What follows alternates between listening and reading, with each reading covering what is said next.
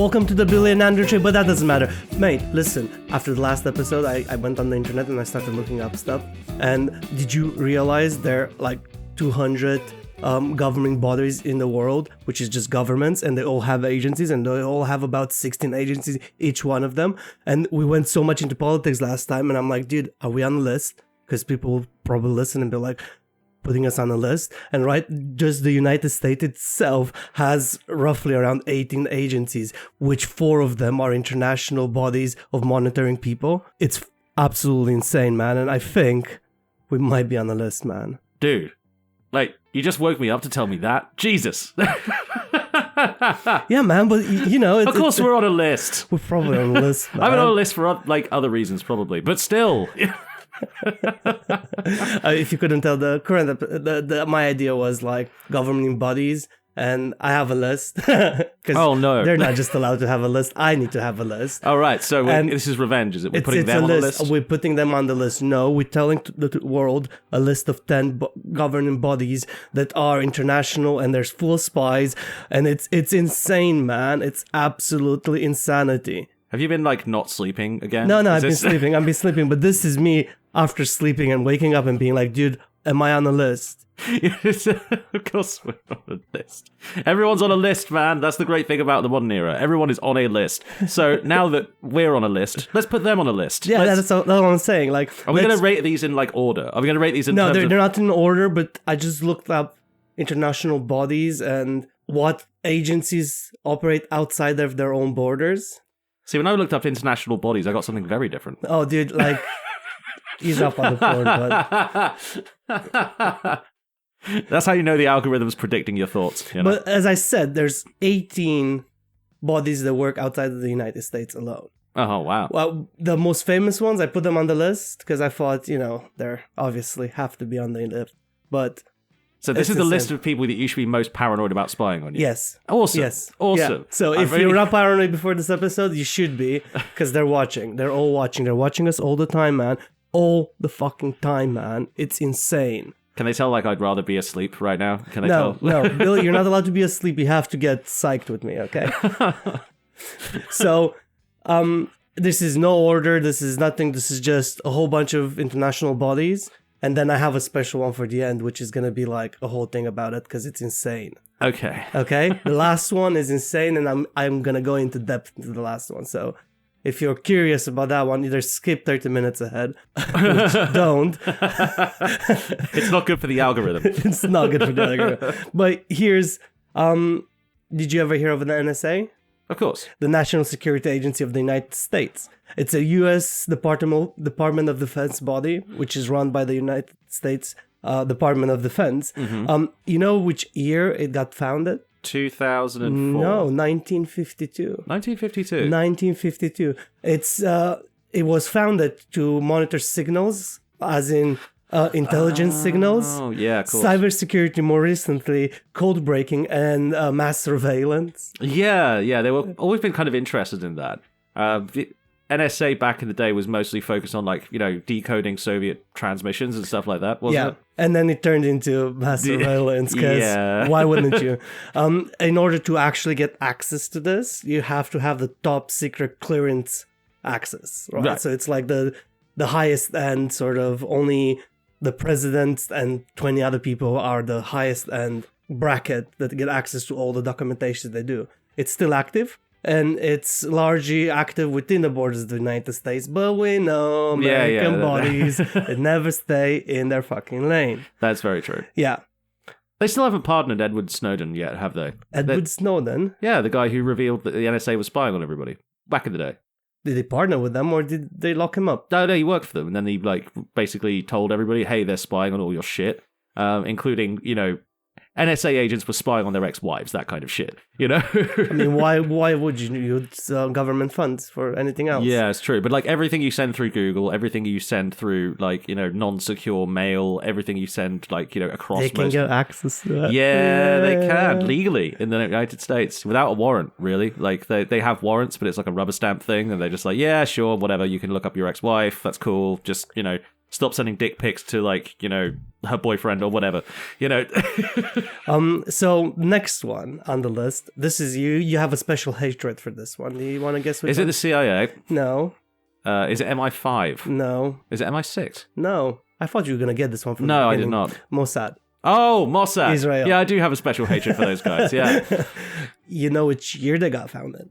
That would be the 40s, wouldn't it? 1949. Yes, figured so. So it's like it predates the previous one, right? Which is insane to me because you would think Israel that's when Israel kind of came into being, sort of that year. Then instantly, what they did, spy agency, because that's one of the first agencies we're gonna need. To be fair, for clarity, Mossad is not just like a spy agency like the NSA is. Yeah, but they're really good at it. They're very good at it. But I mean, these are the guys who managed to find Adolf Eichmann when he was hiding out in Argentina about like in the 1960s, I think. Yeah. They led an operation. They they snuck into Argentina, got the guy, drugged him, disguised him as a mental patient, and slipped him onto a plane back to Israel. It was a pretty daring operation. It's probably the best thing that Mossad ever did. The rest of the shit they've done is horrible, evil. Probably. Yeah. But hunting Nazis was a thing they were very good at for a long time. What I found under their purpose, right? Because they all of these ones I put what's their purpose, and it was foreign intelligence, counterterrorism, and cover up operations abroad. Yes. So yes. that's and you know who leads the Mossad? A flaming dickhead. No, yes, actually, Office of the Prime Minister of Israel. It's true. So there you go. With the Eichmann thing, they pretended in the international court that we had no idea. This was an outsider operation. They just gave us the guy. The Prime Minister signed off on it personally. So they directly are responding to the Prime Minister request. Yes, they so do, which is insane, right? That's kind Because of most of the mental, rest of them, kind of, they have another department that they have to respond to, rather than that they're directly to the Prime Minister, the whatever. Yeah. Well, Israel's a unique kind of situation because they are they're very, very evil, and so they like to have direct dictatorial control over their special forces. And Mossad are trained by the SAS. They are not a joke. They are seriously good at shit. Big respect for SAS. Yeah, in terms of like training and like effectiveness, they're probably still one of the best on the planet. Not to expunge anything they did personally, because the SAS have been involved in a lot of fucked up shit. If there's some fucked up shit going on, the SAS have been involved. You've probably been there. Yeah, there's probably, even if they were just like watching from the sidelines, like, my goodness, whilst in disguise, because they do that a lot. Oh my, can you pass me the tea? No, it's quite horrible. They're blending in, so if they're blending into Israel, they'll be like, pass me the raka or whatever. Which is horrible. Horrible liquor, apparently. GRU? Oh, GRU. That's Russia, am I right? The main Soviet Union dictator of the Grand General Staff. That's their actual name, which I don't know why GRU is probably has some meaning in Russian. Don't know Russian, so don't know exactly what that means. And I couldn't be bothered to actually look it up because this is the short list, right? So this is just a warm-up. Okay? the year of founding. Were they a product of the Soviet Union or not? Because I don't think the Tsar had one, so it was probably sometime around Stalin, I guess 1929? It's 1918. Oh, really? Yeah, so that was that soon? As the Red Army Intelligence Directory. Ah, right, because they liked changing their names a lot, the Soviets. Oh, yeah, because the whole country is like, they never know what they're doing. So, who has the direct control of this? Oh, that'd be the premier of the Soviet Union. No, the Russian Ministry of Defense. Oh, really? So there they have another ministry that they respond to, not directly to. Well, they all probably respond to their dictator. Putin probably still goes, "Hello, lads.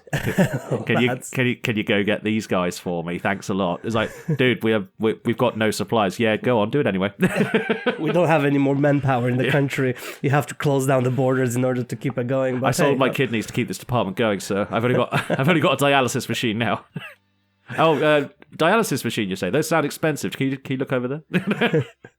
As a purpose, they are military intelligence, espionage, cyber warfare, because this is the world we live in, and special operations, which can mean anything. That can literally mean anything. Could mean just spy on their wives or whatever. It's still a special operation. I would be very surprised if Putin doesn't use them to like keep tabs on political opponents. Oh, 100%. Yeah, like 100%. There's a GRU guy like hiding in a bowl of rice in every guy's house. Like I would not be surprised about that. So known operations. It's global espionage, cyber attacks, because they really love that. They really do. As in, there was a note there saying that in 2016, election interference, they did that as well. Oh, yeah, they did. If people forgot, that was an actual thing. Yeah, there was a lot of debate back and forth on that when it happened. When the problem was, it was Hillary Clinton saying it. Yeah. If it had been anyone else saying it, people might have been inclined to believe. You should have gotten her. something that is actually trustworthy to say the trustworthy stuff. Yeah, but she was like, no, it's Russia's fault I lost the election. It's not the fact that I'm an evil, corrupt bitch whose husband's a paedophile involved in the Epstein thing. No. You know, Hillary Clinton is one of those people who has such a massive ego that she's completely deluded herself. Yeah. You know? She still blames Bernie Sanders for her losing that election. It's very, very you can fun. blame whoever you want. You still messed it up. You still screwed us all up, bitch. Yeah. Thanks a lot. They're still active, obviously, and they are rivals to the Russian FSB. That makes sense. Yeah, the Russian military in particular, from my understanding at least, has like a lot of internal factionalism. They don't like talking to each other. That's why they're so great. It's why they fail all the time. Exactly. That's why they're so great for the rest of us. So keep on going, guys. You're doing a great job. Do not talk to each other. Yeah, I hear the Air Force guys were slagging you off behind the bins. Like, you know, go fuck them up. Like, Go beat the crap out of them. Yeah, well, I remember I heard during the first Chechen war, the invasion of Grozny, the Air Force didn't like talking to the infantry. So when they would call in air support, and they would go, the Air Force guys would go like, maybe if we feel like it, and then they would show up and just bomb their own guys. Like, right, you gotta love that. Yeah, they didn't even bother checking who they were fucking shooting. Insane. Russia's insane. They're their own fucking It's an insane military culture over there. You know. The next one, it's one of the big ones, the CIA. Oh, Central Intelligence Agency. Central Intelligence Agency. So it sounds so nice and polite. It does. It does. Do you think you know which year they got founded? That was. I remember this one because it was after the one during World War II was called the OSS. It was a different kind of operation then. Was it before World War II? It was during the World War II. Oh, right. Yeah, okay. At some point, like it was originally called the OSS. At some point during the war, it got changed to CIA. Am I right? I'm not completely sure about that. I don't have facts about that, but maybe. As I said, I didn't look into this one's quite. Like, if anybody's still listening, is it 10 minutes? Yeah. I can go into detail for every single one of them because it was really exciting to do the last one, and I really enjoyed that's fair. I think the CIA was founded in the middle of the war, yeah? So 1947. Oh, just after. Yeah, that makes sense. It was right the first time, dude. What the fuck? Well, you're fucking with me now. You're just... I'm fucking with myself, don't worry. Just do it where we can't see it, man. What? Who are they controlled by, do you think? They're controlled by... there's a cabinet member who's the head of the CIA. I can't remember who the last guy was. I know during Trump's first term, is that fat fuck Mike Pompeo. I'm not sure if he's back in... Do you know what's the office's name? As in the name of the office that runs Director of the CIA, isn't it? The Director of the National Intelligence Agency. Oh, shit. So it's Tulsi Gabbard now, then? Yeah. Oh, so US wow. executive branch. So the US executive... I reckon they have multiple branches because, that's what they like to do. They like having branches, yeah. It's supposed to be a check. They don't have a peace branch, but they have all these branches. Okay. Yeah. The thing about Tulsi Gabbard, the current Director of National Security Information or whatever... she's a Russian asset. She's actually a Russian government asset, I'm pretty sure. Really? Yeah, she was violently against any kind of opposition to Putin ever. She wanted the end to US involvement in Syria because it was a Russian interest. Doesn't give a fuck about Gaza. Never mentioned Gaza, funnily enough, because the Russians don't have an interest there. Never said a single word positive or negative about it. I mean, nobody else sees it, though. Well... Is that was a conspiracy there? I feel like... You kind of added it from yourself. Look, Tulsi Gabbard's been known as like kind of insane bitch for a long time. She's basically, she's a Democrat turned Republican because she was so like, the Democrats are so like pro-war. I can't support them anymore. Joined the fucking Trump administration. Yeah, come on. Like even if you were trying to, she had to get like a show on Fox News for a while. Like, is she? Yeah, she had a show on Fox News. I think if you have a public persona, you shouldn't be the head of the biggest spy network in the world. Yeah, you would think that. I feel like that's going against the role you're meant to be fulfilling. I think that Trump only picked her because she was on TV. Oh, because fair enough. That's where he got I'll his take defense secretary as well. Yeah, So, yeah. a violent alcoholic who beats his wife. Fun fact. So do you know their purpose? I think you know their purpose. Well, their purpose is destabilizing South American governments, destabilizing Middle Eastern governments. Well, I fucking with the Chinese sometimes. So I phrased it more nicely than you because I'm trying to be like I don't want to be shot after this episode. So fuck the CIA. Come get me, bitches. Foreign intelligence gathering, covert operations, regime influences. I am polite. Come on. And the last one and the most important one, analytics. Analytics. Yeah, you gotta love what kind of analytics do they do? Well, you know. Oh, do they know the average price of buying off like a South American politician? I'm sure, they will know. So notable operations that they actually did. Oh, I can list a few of these. Bay of Pigs. Oh, yeah, they did that. Operation Cyclone. Cyclone, yeah. Yeah. Drone programs, which, yeah, I mean... everyone does that. And Cold War espionage. Lots of Cold War because that's when they Lots of Cold War espionage. Also, they killed at least 3 democratically elected African presidents. They did Operation Gladio, Operation Condor. All of those were to destabilize South American governments. What was the one in Chile? There was one in Chile, and I can't remember the fucking name of it. I'm not sure if I mentioned it already. But yeah, lots and lots of dictators have been toppled by those guys. The history of the CIA is so long, it would literally take 14 fucking podcasts to get through. So I looked up their status, even though I knew they're active. Because I looked up status of all of these bodies that I found on the internet, put them on the list. They were active and followed by and global in reach. What? That's what they said. They're active and in global and reach. So, yeah. So they're worldwide, they're everywhere, so just watch your back. Go back, because I forgot to mention this when you brought up Mossad. Did you hear, one of the former Mossad directors said that, those exploding pages we did in Lebanon, we can do that anywhere. He was, bragging about it. Wow. Yeah, it's we could just, blow up electronics. We got electronics in every single country on the earth. And I'm like, great, fuck. Thanks. So any minute now, my laptop's going to explode, and I have my phone in my groin. So. We're just going to lose our leg. If we lose our legs in the process of recording this podcast, you'll know who it was. But then we're gonna actually get a following because people are gonna be like, "Oh my god, that's that 2 guys!" They sacrifice limbs for their podcast. We're going to attract the most annoying people, though. We are. All the free Assange people, the free Julian Assange people are going to be like, dude. "You're our new hero." We're like, so fuck new conspiracy theorists behind us. Yeah, imagine that. Doing it. That would be so fucking annoying being that guy. Just imagine being the guy. Can we make money off of it? Oh yeah, yeah. We're doing it. Well, dude, this podcast will be peanuts compared to what the podcast we get after we have our legs blown off by the CIA, dude. Cool. It sounds like a plan. Of course, we'll have to film it in Siberia, but still. Let's not. Let's not. I told you I saw that documentary about that town in Siberia. Yeah. They still take coal out of that mine because it still has a lot of coal in it. But apparently it's very not cost efficient. Oh no, they're still doing it, but it's very not cost efficient. Which you have to love that about the Russians. We're losing money, but we're still doing it. Even though it's bad for the planet and it's fucking up Siberia, and we're freezing our balls out in the middle of nowhere. Bless them. They have to have heating on all the time because if even the empty flats have to have heating on, because otherwise the building will, because of the cold, will crumble. Yeah, because the pipes will freeze up. Insane. Concrete will start degrading. Insane. Moving on. The list still goes on. Have you ever heard of this little body called the MI6? Oh yeah, MI6. Yeah, James Bond and all that shit. Secret Intelligence Service, United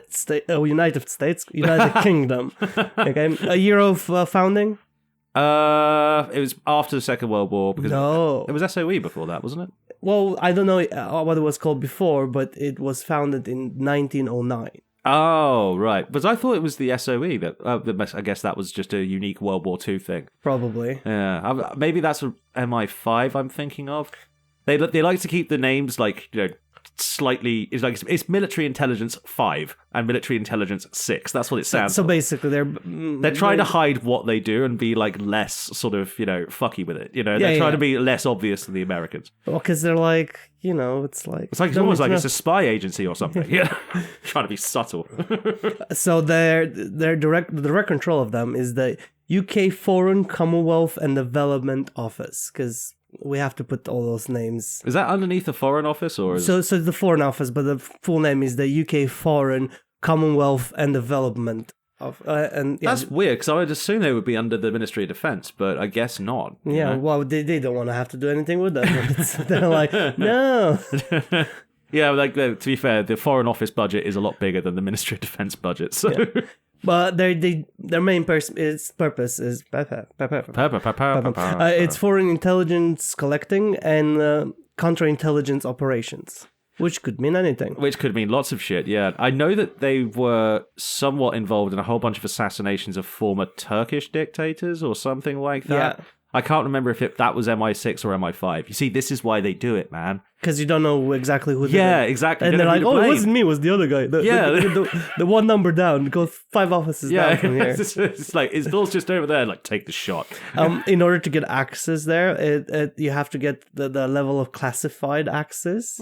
That's not too bad. And staff identity protection by law. So everybody that is part of them, their whole identity is completely protected. So you're somebody when you're in the office, but as soon as you leave the office, you're somebody else. So it's like True Lies, you know. True Lies. It's like your wife thinks you work at a computer company, and really you're like hacking into Russia and shit. Unfortunately, they are still active. Well, not unfortunately they're active, but they report directly to the UK Prime Minister.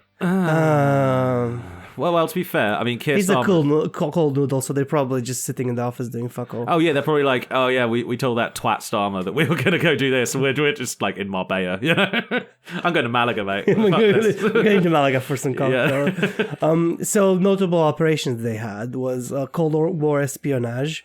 So notable operations they had was Cold War espionage, counterterrorism, and global intelligence coordination. So I don't know. I guess that means working with the Americans. Which is unfortunate. Probably. Unfortunate. I feel bad for our boys for working with the Americans. Yeah, it's been a sort of permanent source of consternation to most of the armed forces in the UK. Yeah. The thing is, right, I know tons of shit that the CIA have done. I don't know anything like direct like stuff that, you know, I don't know the stories of the MI6 very much.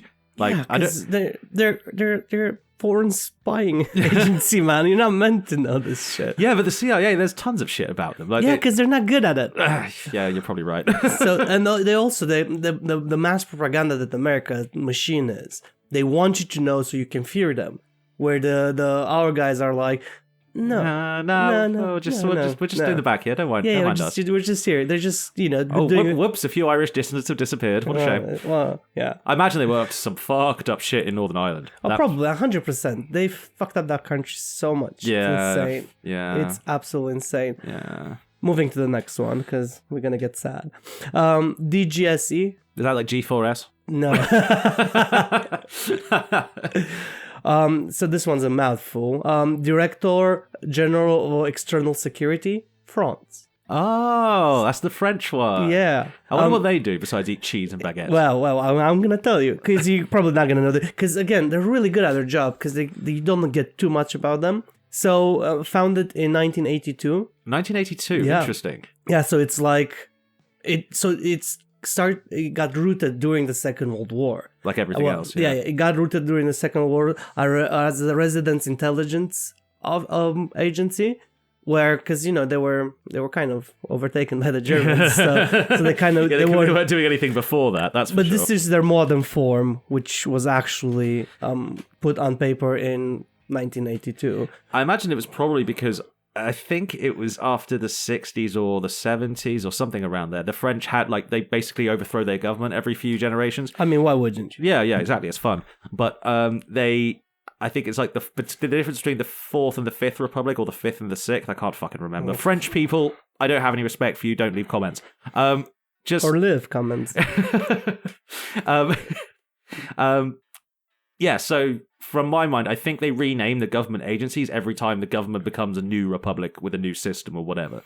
Which is fair enough, because you want to kind of break away from the past if the past was crap. Yes, isn't you it? do, Because you don't want to be associated with other crap people, even though it's the same people. But it's going to be the same people. Yeah. But, you're sort of like doing it, do it again, but properly this time. At least try. Yeah, at least don't fuck up like you did in Algeria. Yeah.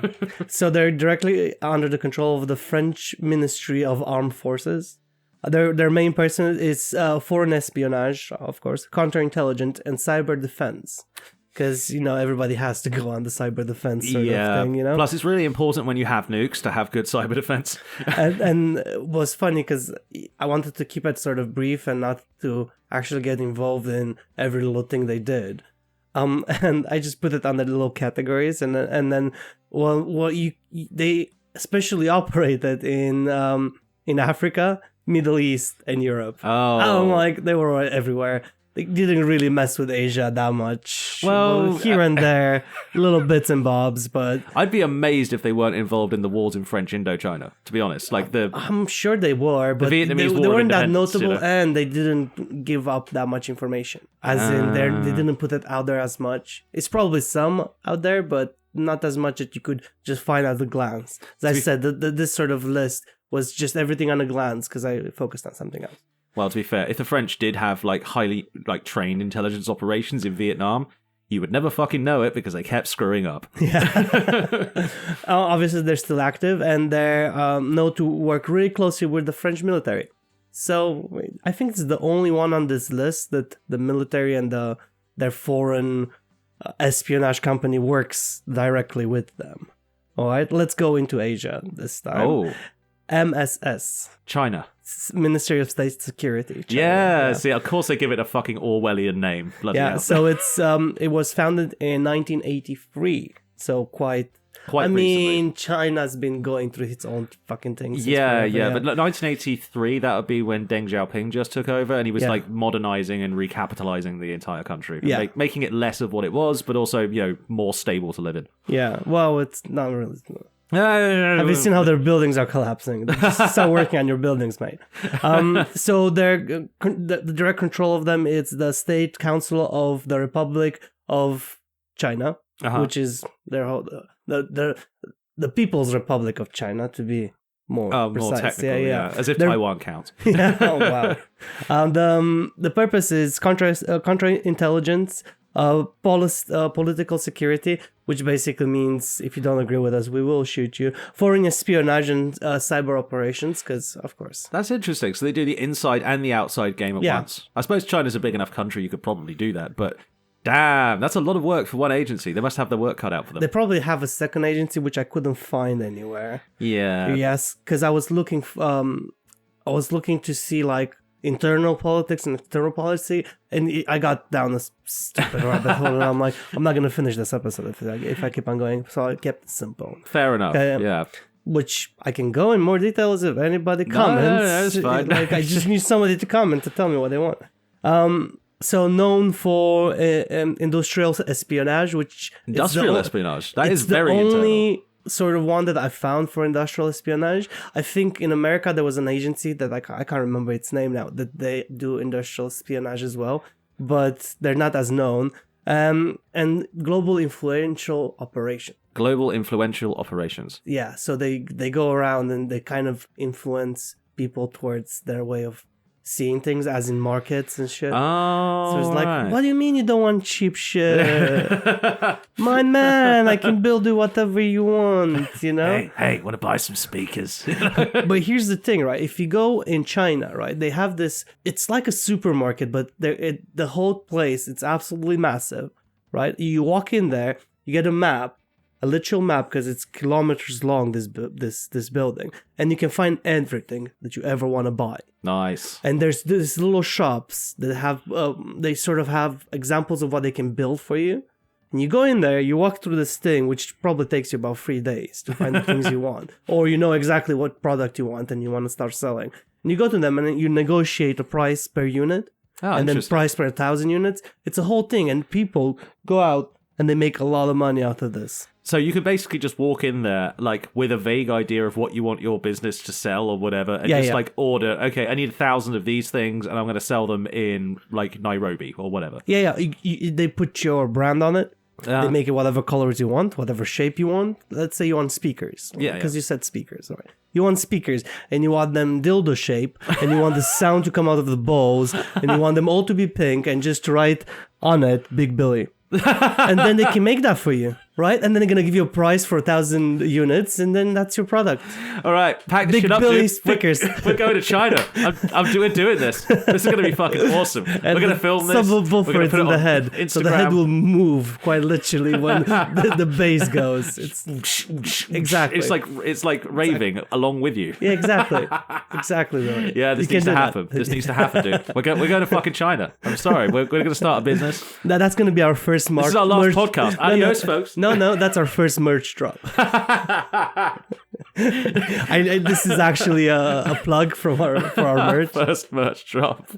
Fuck it, I've got a drop shipping account somewhere. Let's do this. Let's do this. Okay. Obviously they're still active. Blah blah blah. Yeah. I know that. Yada yada. Way through. No, you're. I've got merch on the brain now, man. I'm gonna make some 6 speakers. They're gonna be great. So staying in Asia, right? One that you probably wouldn't expect to be on the list. RAW. Raw. Japan. No. Vietnam. No. RAW. Fuck. Thailand.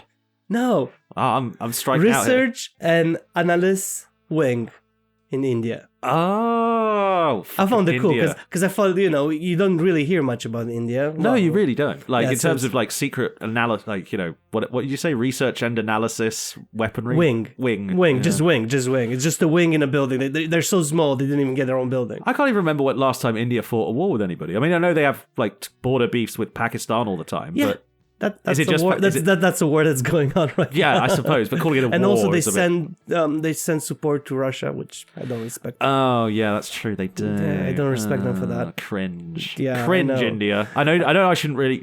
A man with this accent shouldn't be telling you what to do at all. But that's ever, horrible. You Ever shouldn't do again. that, But yeah. still, don't support Russia. Yeah, that's cringe. Just because we hurt you doesn't mean you have to hurt other people. Yeah, you can hurt Russia. They're white as well. Be strategic, the white man you want to oppress. Moving on. They were founded in 1968. Dyslexia. And they're under direct control of the Cabinet Secretary of the Government of India. Righty ho. So Modi, basically. Probably, yeah. Modi. So their purpose is foreign intelligence, counterterrorism, and geopolitical strategies. Interesting. I wonder how much oppressing Muslims in their own country they do. Probably quite a lot. But that's a mess that we made, dude. So you're not allowed to have an opinion. Yeah. Well, to be fair, they had the option to chill the fuck out after we left, and they decided not to. They decided to get nukes and all that shit. They did that off their own back, So their known operations. You ready for this one? Yeah. Monitoring of neighboring nations, I wonder which one they mean. especially Pakistan and China, Of course, yeah. or their biggest neighbors. And Yeah, they've both got borders, and, Pakistan fucking hates them. They hate Pakistan. Yeah. They are active. Operates outside formular parliamentary oversight. Yeah, so basically the government doesn't have any fucking clue what they're doing, which Yeah. is probably for the best, I suppose. Because for they them, can be like, but- oh no, I didn't know yeah, that. they might go, oh look, you're stringing Muslims to trees again, because there's billions of minority Muslims in India, and we fucking hate them, but please don't kill that many of them. They don't want any oversight over that. Yeah, they don't now. The next one, we're moving back sort of Europe side. FSB, Oh, that's Russia. Federal Security Services. 1995.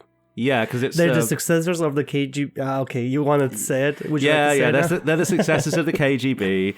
They're just as kind of shit. They're all shit. They're all fucking The shit. one good head of the KGB who was actually effective at his job, he got made the head of the Soviet Union and then died like a year later. Because it was actually...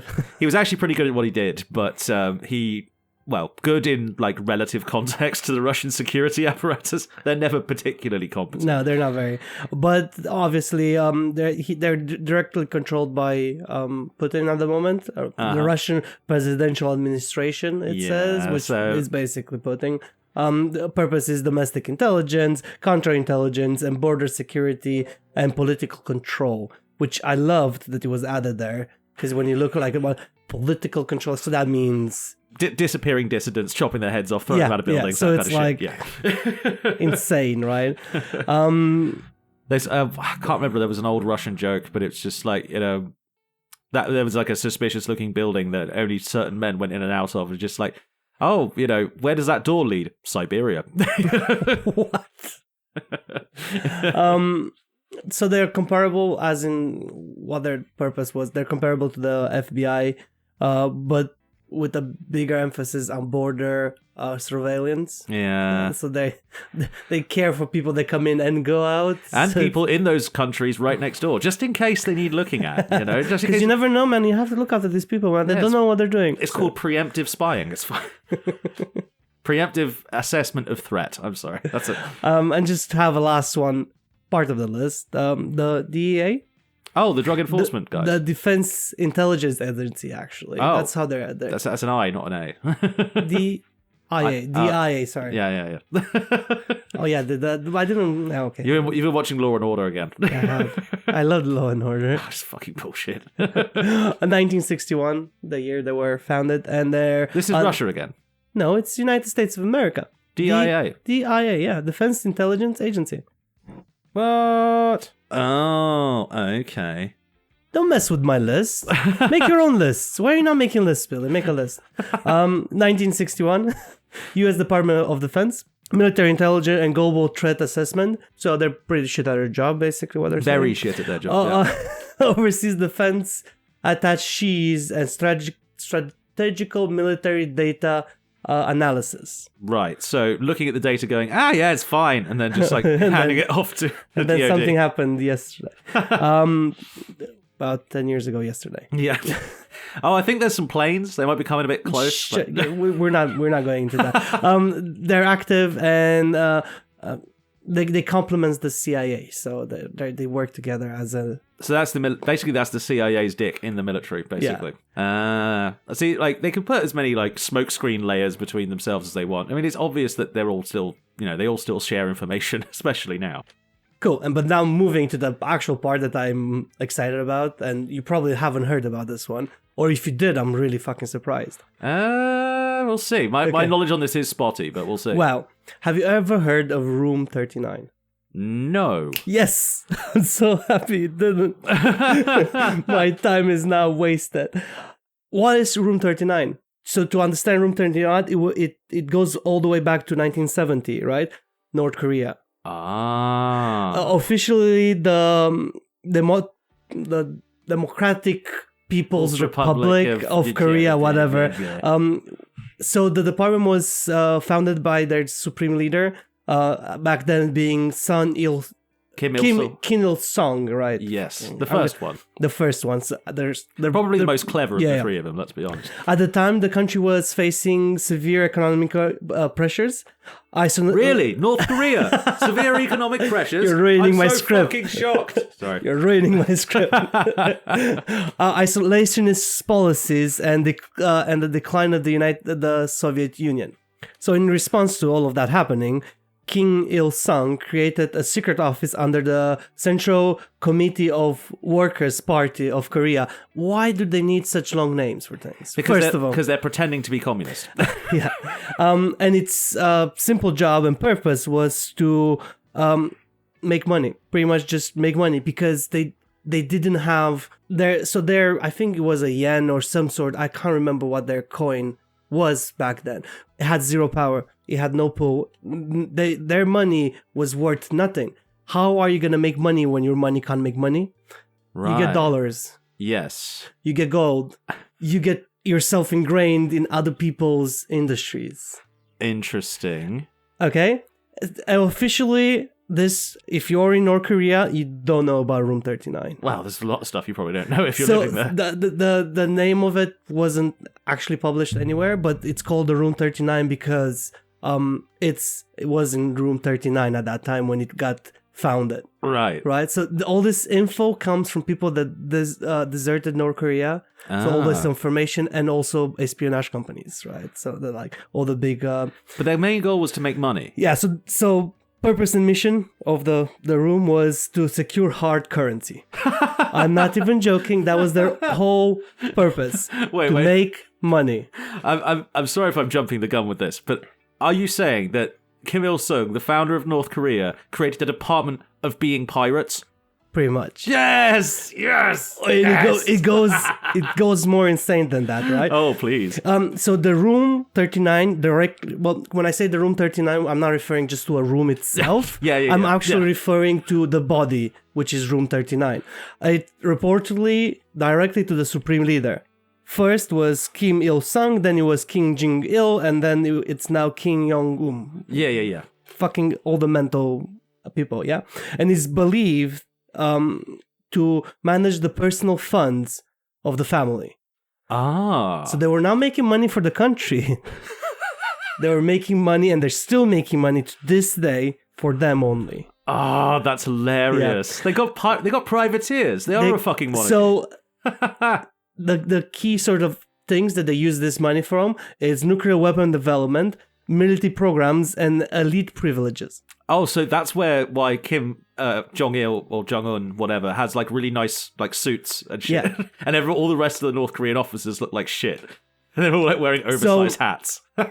Why official North Korea media never mention Room 39? Nope. Numerous intelligence reports, defector testimonies, and United Nations investigations have documented its existence and its a role to financially engage the regime, to keep the regime well funded, because you need. Because you can't make anything in North Korea and sell it somewhere like that. You just can't do that. Like no one will let you. Not even the Chinese want to buy their shit. So my next segment was legal and illegal operations. Oh yes, because they have both. Excellent. So Room 39 operates fully under two bodies and categories, which is the legal and the illegal part of it, right? Legal and semi-legal operations. On the legal side, Room 39 controls a network of state-owned trading companies that export North Korean goods and bring in cash, right? These include, because that was your question, these include minerals, coal, seafood, textiles, and ginseng. So they have like their CIA basically running their like they're not global CIA trade. because they don't do espionage. They just make money. That's the only point of them, yeah? Oh my god, they've got an office of secret capitalism. Yeah, that's amazing. The company also manages joint ventures with foreign partners, particularly in China and Russia. Dude, that giant hotel you mentioned in that episode way back. Exactly. So that's how fucking Rupert Murdoch or whoever it was, or Jeff, who was this, a billionaire who was involved in that? Yeah, because it's like, oh dude, there's more. Oh, please. There's more. Keep going. I'm enjoying this. However, the profits of these ventures do not benefit ordinary North Koreans. Their elites benefit from it. So if you are part of Room 39, you will have a better life. But you will be constantly surveyed at all times. So you are never allowed to talk about it.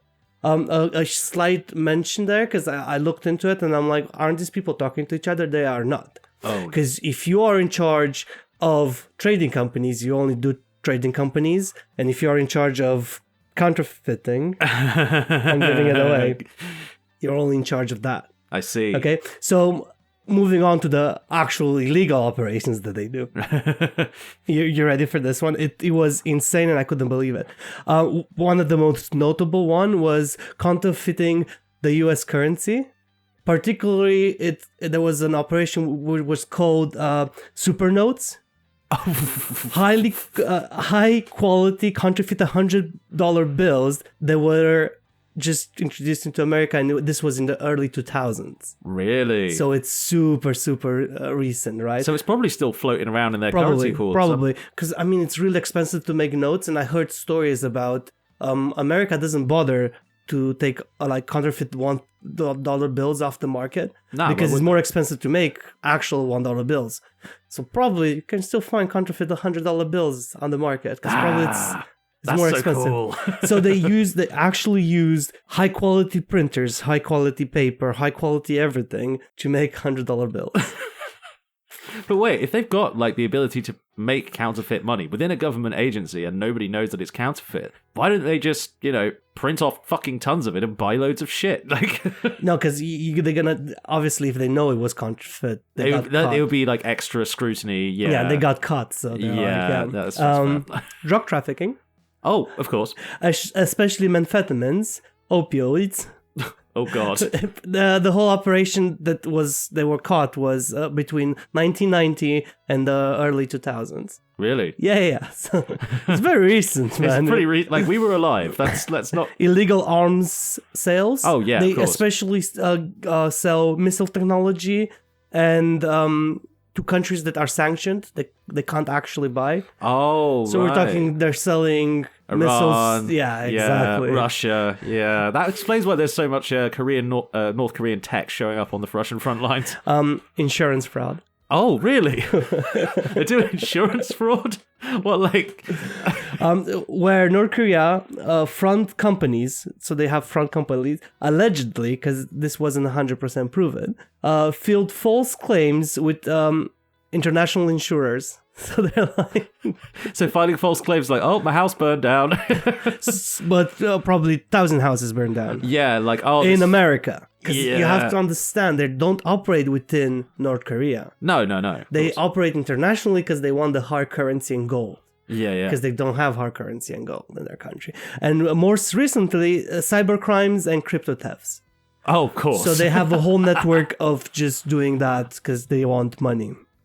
Kim Jong-un is quite a young man. I imagine he's quite well up on crypto. I imagine he's been informed. I mean, obviously, because he has internet, he has everything. He sees what the rest of the world is doing. He doesn't let his country to see it, but he probably is quite up to date. Well, he heard about that Seth Rogen movie all those years ago, so... Yeah, he did. He was very upset. So all of these operations, they're just for their benefit. For the people that work for Room 39, and especially for the... I want to say royal. Yeah, royal family. I mean, that's basically how they operate. It's, not officially, but it's so funny. Like, according to like the internal North Korean structure, the reason that Kim Jong-un was elected as the Grand Supreme Leader was not a result of his relationship to his father. Officially, it was not. Officially, it was pure coincidence. Wow, that's fine. And, he just coincidentally and his father won. was also his grandfather, was he? I don't know. Well, apparently they're heavenly super people who cannot, who will pitch 18 hole-in-ones in golf. And they're great, man. They're incredible. Now, structure-wise, because I kind of went a little bit into that, which I jumped the gun. But structure-wise, it's just because you say Room 39, you think it's a room. It's not a room. It's a whole fucking organization. It's not just an office. It's not just a sort of physical place. It's a complex network of departments, companies, agencies, and they all operate outside of North Korea. So none of this, it's actually still in North Korea. They're all outside of the country. Really? So they don't operate within. They send all the money in. And it's suggested and it's speculated they have between 1 and 1,000 employees. That's not very many. But the thing is, like, they don't know for sure because nobody could actually pinpoint, because they had some information saying there's just one person that does everything, which is insane. No, that can't be true. There were cases where they said there's like over 1,000 employees that do this, right?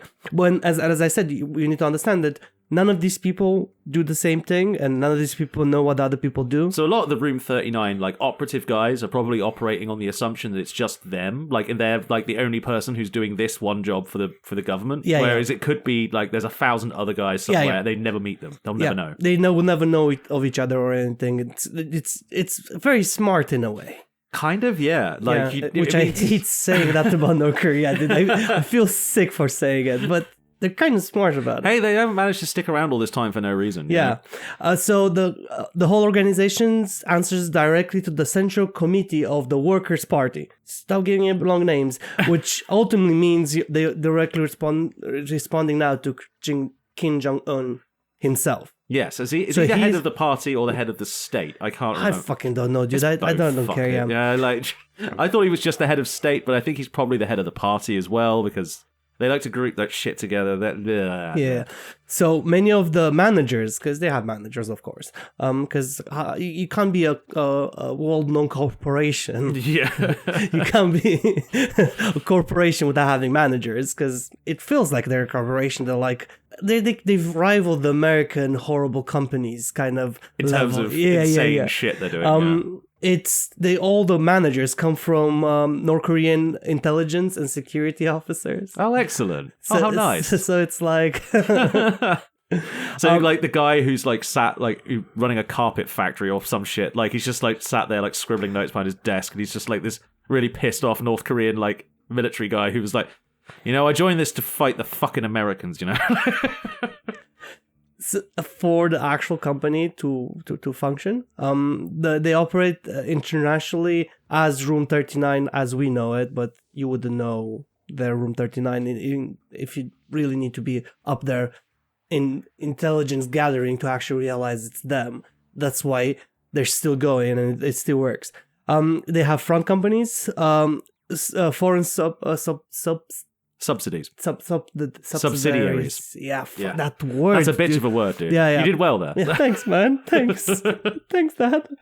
These companies are often registered to China, Hong Kong, Malaysia, Singapore, and parts of Africa, of course. Oh yeah, the places where it's easiest to get away with shit. So there are some companies that people know about, but they always change. Korean Dongsuh General Trading Company is one of theirs. Really? Korean Kwangsun Banking Corporation is one of them as well. And Korean Mining Developing Trading Corporation is one of them as well. Wow, they got their hooks deep in South Korea. They have a lot of them, yeah. Each of these companies has faced sanctions in the United Nations, United States Treasury, and European Union. So we don't work with them because we know about them. Because they've been caught. Yeah, because they've been caught. But there's a catch at the end. You're gonna see it. Okay. So the actual global network. So the true reach of like Room 39 extends beyond North Korea borders by a lot. Yeah. I mean, a lot. Through the overseas corporations, they mostly take money, gold, goods, usually luxury goods, because those are the best one. For example, because that's where I'm trying to get. Oh, is this how like Kim Jong-un gets his PlayStation 5? Probably, yeah. Yes. So, Macau, you know the Macau, the country? Never heard of it. So there's a famous bank there. Well, it's infamous bank. Yeah. Banco Delta Asia, which basically they were laundering all their money. So they were caught in 2005 for laundering millions of dollars for North Korea, and they lead to Room 39. I see. So the spider web is starting to unravel a bit. Yeah, a little bit. The people start to get it because you kind of understand where everything is going. So in Africa, North Korean companies have operated construction projects, medical clinics, and even military trading programs. That's because I can't remember what fucking country it was. I think it was Eritrea. Eritrea and Ethiopia have been fighting a war for basically the last 50 years. Yeah. The Eritreans they're basically the North Korea of Africa. They're like allegedly communist, but it's been run by the same dictator for 30 years. It's allegedly at peace with the world, but they're fighting everybody. It's one of the places with even less free speech than North Korea.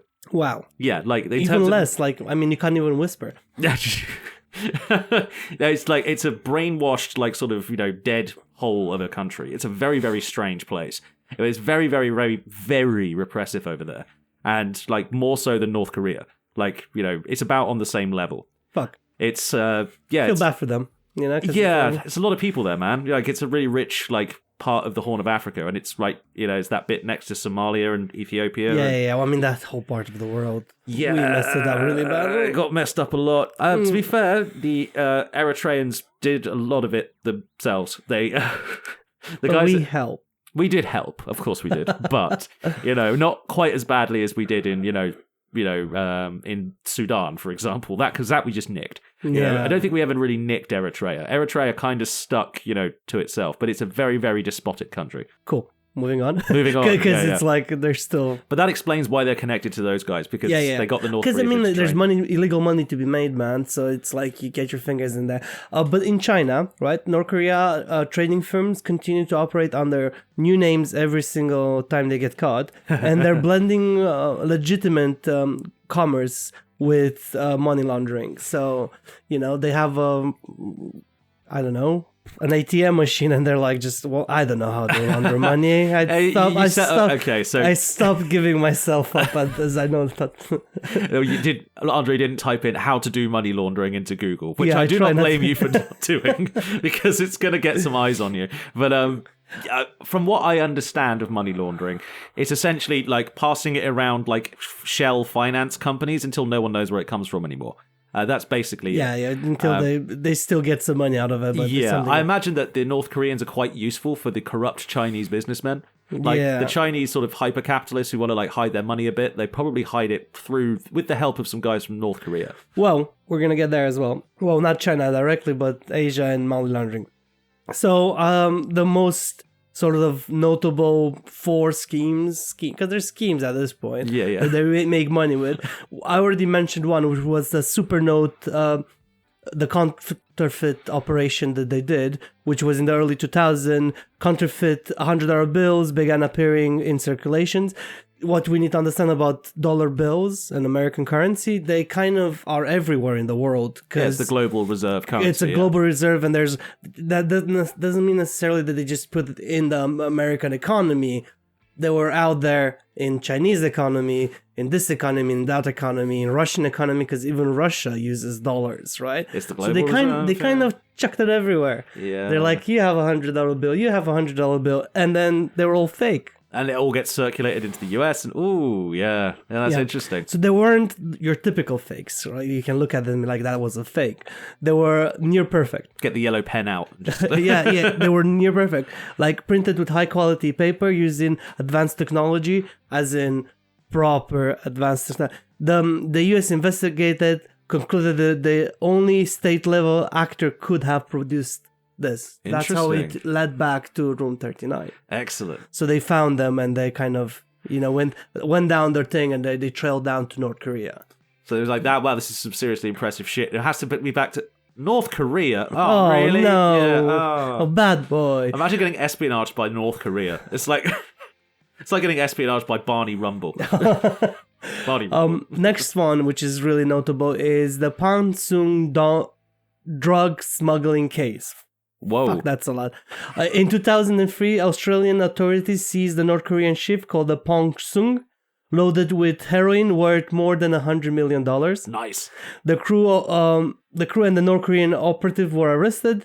Intelligence reports late linked the ship to their capital. Their name is there. I will mess it up. I move Pyongyang. On. Exactly. Secret foreign currency operations were directly led to them. And they were linked. 100 million's worth of heroin is pretty impressive, because they can't grow that much heroin in North Korea. But you don't have to. This is the other thing that I'll keep on emphasizing. You don't have to be in North Korea to make money for North Korea. True. So you can just smuggle shit. They could be operating out of somewhere like Afghanistan. Or whatever they want. So it's like, the other one the next one on the list is the one that I already mentioned, which is that Banco Alpha Asia affairs, where they got caught, and they basically counterfeited about $23 million before they got caught. Nice. And they got closed down, obviously, and now nobody wants to work with that bank. Of course.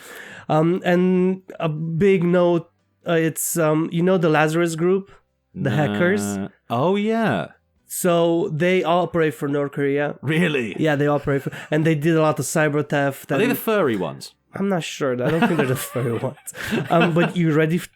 Are you sitting down? Well, the thing is that, like, if you're going to be like a cyber hacker and you're going to have a presence online, you being a furry makes sense. At least. They can't tell that you're from North Korea. Yeah, then. but I don't think you can be a furry and also with a straight face steal $2 billion. I don't know, man. I've seen furries do a lot of shit.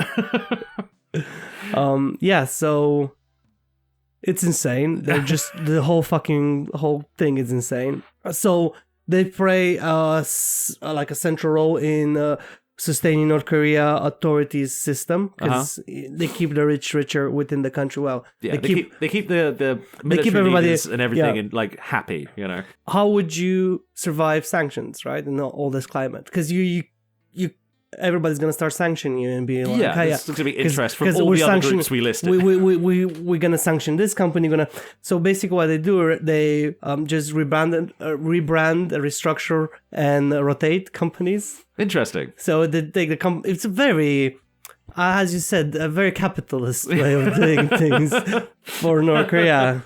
I can already hear, like, you know, the internet communists on Twitter, like, you know, sort of justifying this to themselves in their heads. It's like, oh, yeah, well, we're stealing the wealth back from the capitalist West. We need to rob their wealth. And they do capitalism. Yeah, to keep, you know, a monarchy alive. Oh, great. They do diplomatic cover, so their embassies are actually covers, and they're usually hubs for illegal activity. So they use their embassies to be like, no, we never did this. Give me some drugs. Yeah. You know, kind of situation, which is insane. Yeah. So they have a very big cash-based economy. That's the thing. Like, it must be difficult to trace what they're doing because they're using cash for all of this rather than transfers. Well, anything, you can still track it, but you need to make sure you know where your money is at any time. You know? Yeah. So it's a very big cash-based cryptocurrency now. It's a big thing as well. It doesn't help cryptocurrency is anonymous, so yeah, that's the thing. Crypto is a lot more difficult to trace. That's why people use it to buy drugs and, you know, other illegal things. And the one which is probably is not shocking, but it's really annoying. It's partnership with sympathetic corporate intelligences, as in Russia, China, a whole bunch of African countries, and they all trade with each other for profit. And an estimate of how much money they make, hundreds of millions of dollars. Yeah, it's insane per year. So hundreds of millions of dollars US a year. Yeah, that's pretty intense. Like for a little country like North Korea. Yeah, well, for like the 20 guys who are getting this money, that's a fucking lot of money. It's just it's a lot of disgusting amount. It's also how, you know, Kim Jong-un manages to, you know, get such nice Italian shoes. Yeah. You know, it's funny. People always look at me funny when I like call North Korea a monarchy rather than like anything else. But it really fucking is, man. They've literally got pirates. They've literally got like a bunch of guys going out. Privateers. Privateers. Sorry, Queen Elizabeth for like mispronouncing that term. But yeah, they've got like literal privateers. It's like looking back into the past, man. It's like looking back at how Britain was run, fucking the 1700s or whatever. He's probably looking at what everybody else did well, in quotation marks. Yeah. Just sort of copying their shit. Yeah. No, if that makes sense. I mean, it is North Korea after all. Yeah. Fucking North Korea. Yeah. Well, you know, monarchies didn't last forever either. You know, hopefully. This one's not going to last much longer. Well, we'll see. I mean, Kim Jong-un is a very, very young man, despite the fact that he's quite large. So, you know, he's not going to die of a heart attack anytime soon. Maybe diabetes. Yeah, I'm not sure if he's got kids, actually, because he's about our age, I think. Yeah. So he's probably, like, thought about having kids. I don't know if he's married or what. I mean... I know his sister can't wait for him to die. Oh, his sister, yeah, she does want him to die because she doesn't want to take over. But the funny thing is, the one that he had assassinated was actually his brother. Yeah, which was the older brother, wasn't it? Yeah, it was the older brother, yeah. Because this isn't a monarchy, but my older brother's more in line than I am. No, because he defected. That's why he got assassinated. Yeah, he did defect, a long time. Because he wanted to go to Disneyland. You know? I want to go to Disneyland. Yeah, he wanted to go to Disneyland Japan, so he just ran off. And... Yeah, so because he did that, go to Disneyland and die. I wonder if he ever made it. I hope he made it. I really hope he saw Disneyland. Rest in peace, Kim Il-nam, you know? Yeah, I hope you rest with Mickey. Rest in mouse. All right. We'll wrap it up there? Yeah. Yeah. That was the podcast. Yeah, like and subscribe to our shit.